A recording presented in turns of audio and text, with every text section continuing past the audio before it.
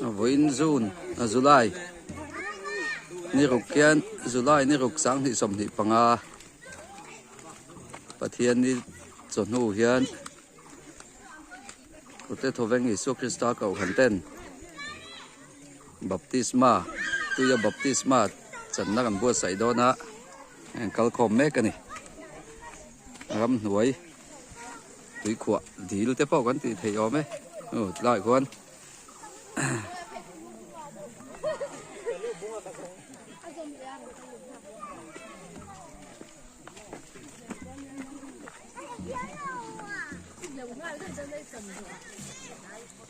baptisma chân na mun tu nia so lampang kan hu pak kanal lampang deu so gan han ruam han deu na chu ni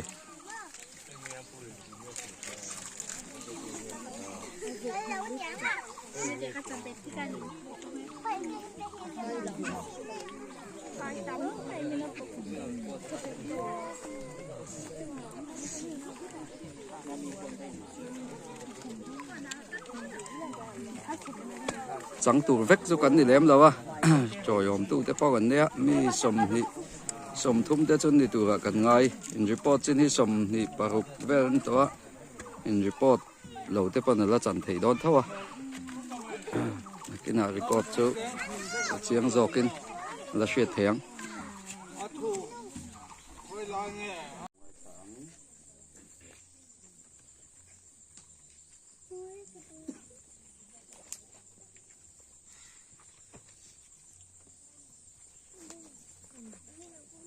ni masala zirtil som le pakhat te chu kalewi rama Yesu an tlang ru asaka chuan an kala ina man mu chuan chi ben thu ka then khatero chuan an ding kala in Yesu chu an hen al kala an ni ho so bia lele va na thune na song sum ka hen ate kan to su ti chuan kal ula nam ti si mi zirtil ra siam mula pa le thora ken ni nga chuan to ti sela tu ka pe song chau pom tu rin zirtil ro in ngay tiểu cái cũng quay có vẻ có cái tin này là có sẽ làm thì mình đang làm hành xem để có nghe cái lại thủ thấu thì chân chân chạm mà cá gì bung sòng bạc giang sòng bạc sòng của bạn hiện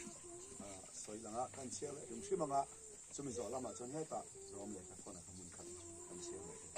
lại nghe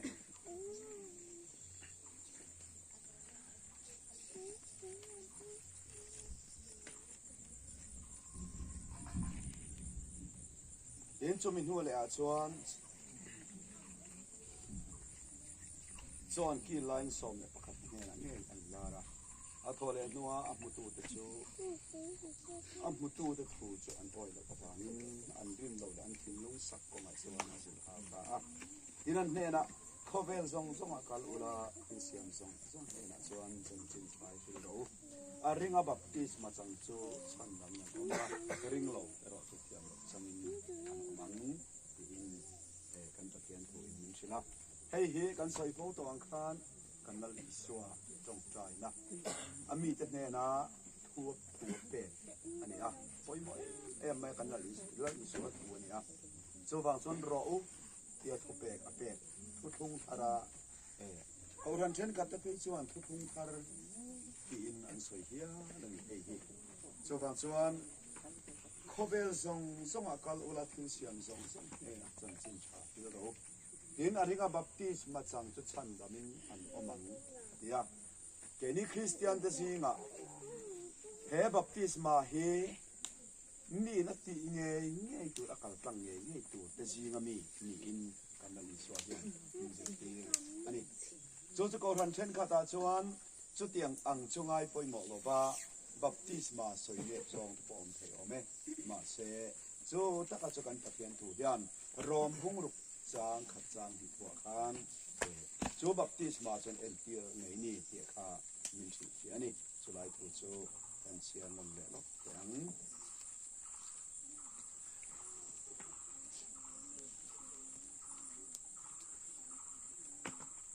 cái này chỉ ngã Christ Isu a baptisma chang apiang chu athina baptism kan om ti tin lo ben ne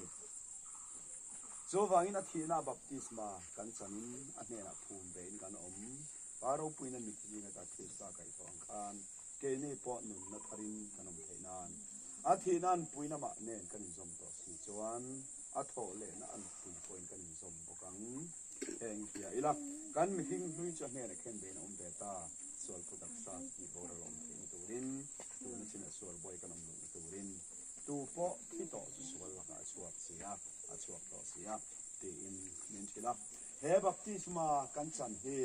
ke ni ring tu te hian lali suwa Krista thi na kan choma a thi na nge hi nang le ke thi na lo nia a tho le nun nge hi nang le ke nun thar ani ti en ti na lan suwa ti na ani awangin chu mi in lali suwa Krista thi na lo choma chuan adamani na zong cross a ken be in oma thole nun thar ka nei ta ka piang thar ve ta ti alo khiat na changa chu athi na le thole na en ti na ta na e baptisma hi ko pen an lo chan ti chun le lali suwa ngei poina upe ape khani zuda hau ten sapun an nei don deng regin baptisma kaltang lo insan phun ngai lo zutiang chia chuan tu na hian he Christian na hian ning phung ta ga chuan sapun na ni ring lo mi ni na changa ring tu in siam na ni khovel mi ni na changa van khole tu ni na van lama sa kan phun na ani zumini wang chuan hela li suwa Krista ngei poina khovel lo kalaya chu fel na dan hen chuana ta na baptisma lo chang ang khan ama ring tu te hi lali suwa hnung zui tu te kan ni a khovela hian a thi na tom tu te a thole na tom tu te kan ni ti lan chuana tu ra ta na mi in kharawa ka piang thar ti mai du tok lovin chu lali suwa thi na tom puina taka chu atakin achang tu ra ni ti hi lali suan ji ti na mi pe kan awangin chan chin cha hil ro ti du tok mai lovin thil siam zong ne na chan chin cha hil ula pale papale tharau thiang him minga chuan bapti sola atia chu tharau thiang him pale papale tharau thiang him chu ama lali suwa Krista hian afam kim awangin voina han pa ta ka pale papale tharau thiang him mingin vati to lovin lali suwa Krista ni na keng tu ming zong ming chung nung ber kan pathian i suwa Krista mingin voina hian baptisma kan changdon ani ti hia ila so tir ko te na zirtir te rongan lo bol sak no te baptisma no san tir dan te ani ti bai ne hin ko han ho ten kan hia non le apoi mo ani so wang chuan voi ni hian he baptisma I chan rual hian lali suwa thi nai choma nun thari ni nung ani ti hinang ma in pom ngam ro mi thari ni ti in pom ngam ro thi na le nun na ani chandam na ni ti poin pom ngam ro chu Bible zir ti na ni awangin a ringa baptisma chang chu chandam in omang ti in kan Bible hian min hial ani so wang son voi ni hian mi thar alal pan siama he baptisma kaltang hian ril lu thar ngai to na thar min pe a taksa thar min pe a dam na thar min pe a tharau thar min pe a lalpan rong bol na thar min pe ti hi voi ne ke ni ho hian a tharin I fenon le chewang u a thu kan soi te pathian kan za ne na tharin malmin son sa euro se amen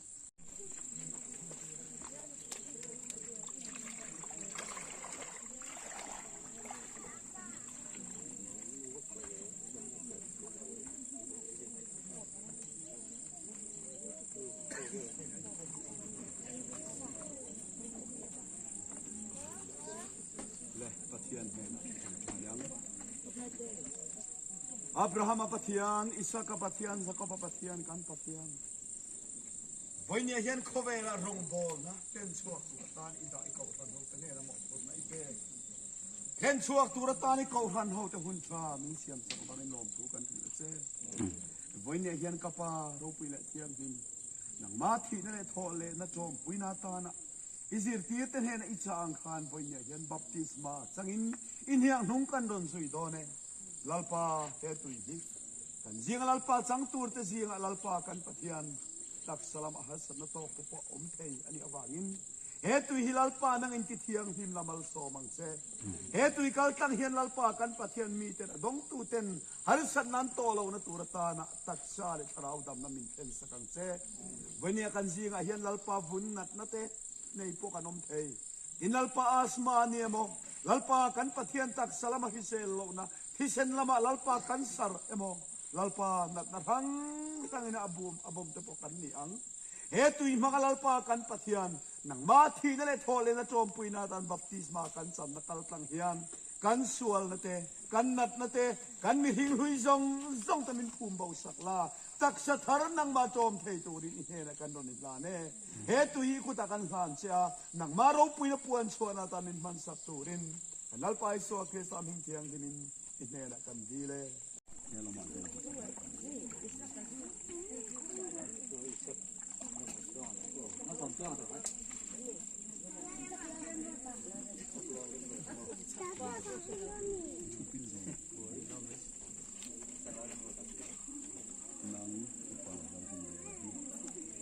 Lali so kita ini kapag isa siya. Biar ingin tu tesis sungan yang long Islam. Harawa katro bol kenan tapian tapisan malsa. Tanan him kali dah usah ingin laulam saksala.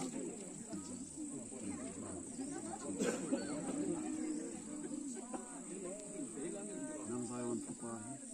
Lali so kita bingin kapag isa siya. Abraham patian Isaac patian Jacob patian John Malsom sila haraw ka tarong ibol kay na tuwing patian taksuan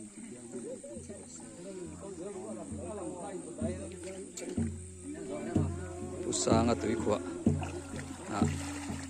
te tholeng Isu Krista ka kan hoten baptisma kan changani rong bol tu hi ren MC Vanlal Biaka ma mit bial tu pastor ani karing daw na kami laulam saksel ro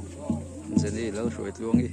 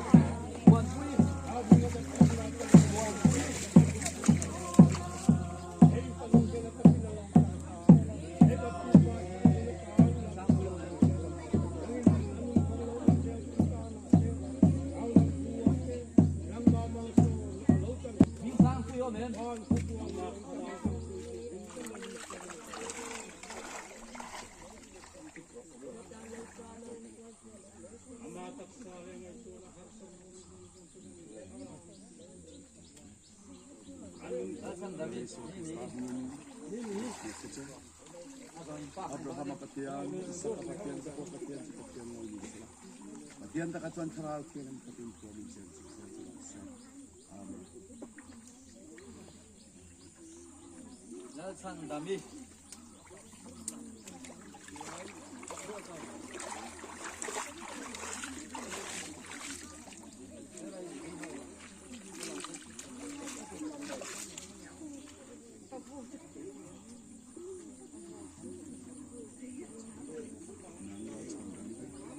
So Kristamin abakti saja. Abraham apatian, Isaac apatian, Jacob apatian, so apatian so karal kian katin ko min sen.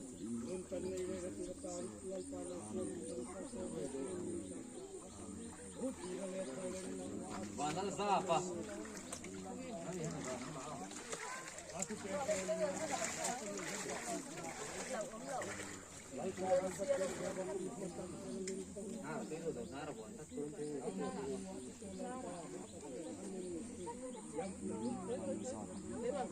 So Kristamin abakti saja. Abraham apatian, Isaac apatian, Jacob apatian, so apatian na cara kian min sen.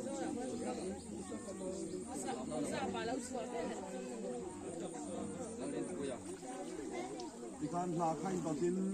dola ze, selap kita dia ni doang. Dalam kimi.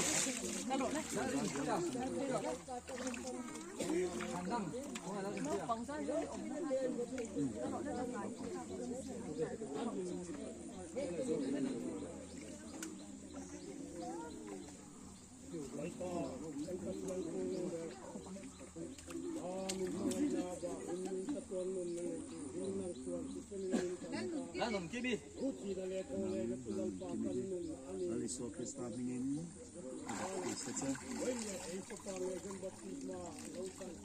Abraham apatian, Isaac apatian, Jacob apatian, so apatian tak kecuali kalau kian Laurin puya.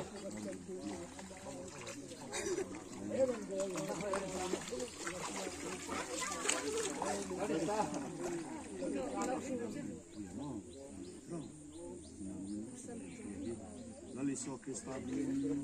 abakti saja.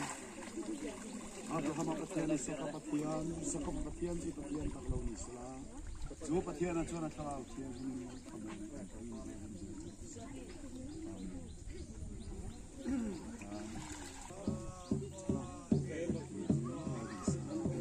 Lalu so Kristamin abakti saja.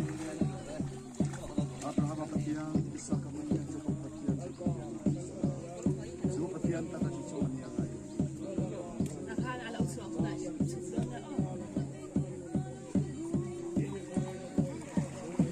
Dalam suai tuang ni.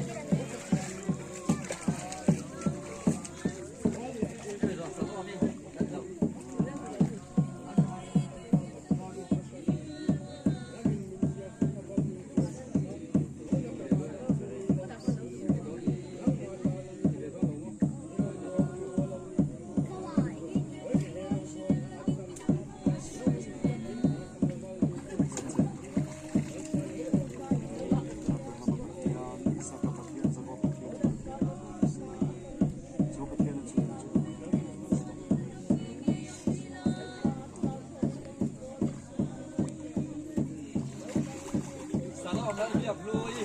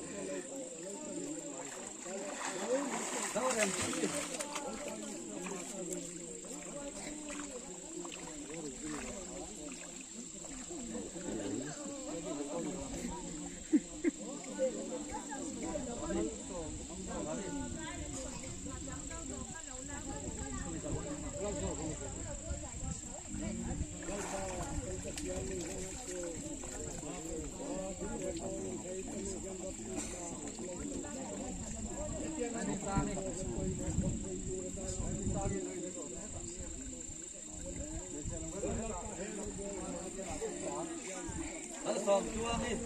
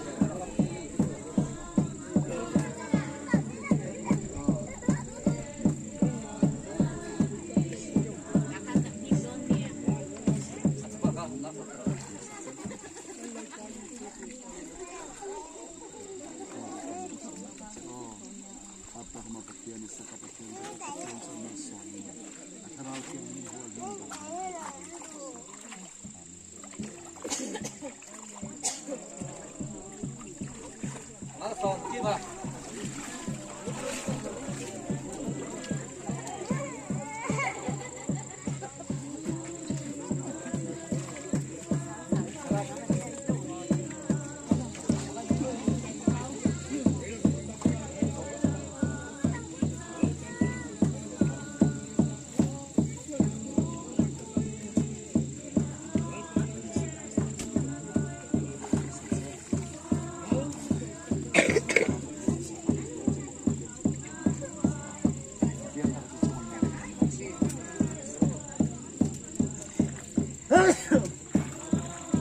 rồi cuối tuần đi hiệp rồi rồi lát thân mình đi. và không để các huống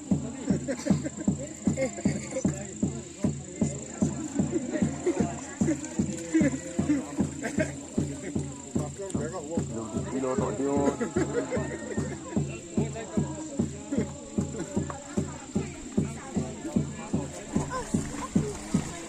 Lát thân mình đi.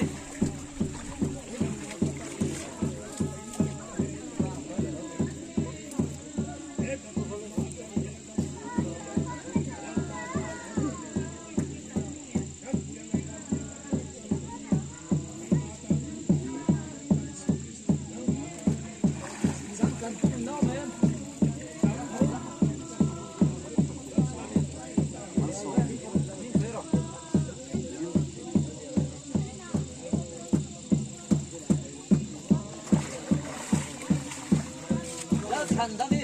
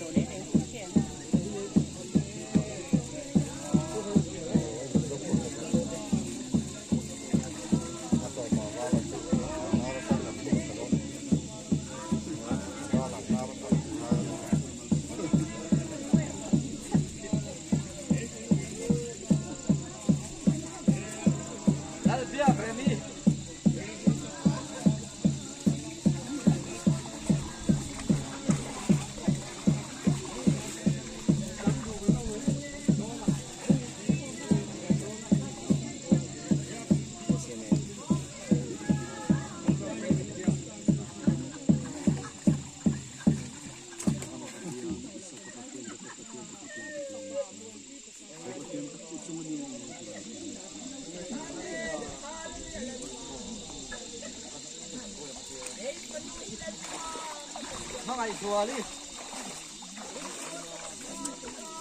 Nhiều mà cái này không đôi.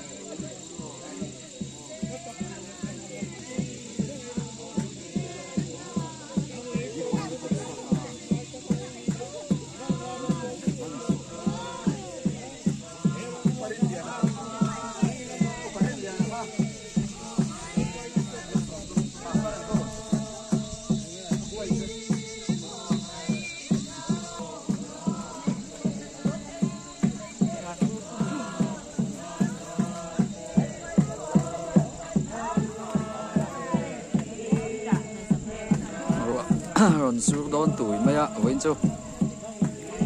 lại cần baptist mà chân này pusang ở tuổi của thế cần thế ạ hậu sòng thằng ở thế còn thế thọ veng khổ thà công ăn tuổi của anh ấy lại muốn nói ngân trang ở với July này rục sáng thì sòng thì bằng áp thiên đi chọn nữa còn thế thọ veng Giêsu Christa còn hắn hậu tên baptist mà ngân trang anh ấy nếu cái nào kan ngân trang sao vậy record lắm bằng anh ra tiếng hay cần phải là sòng thum chuang chu ni cái ringa yang bel chu ni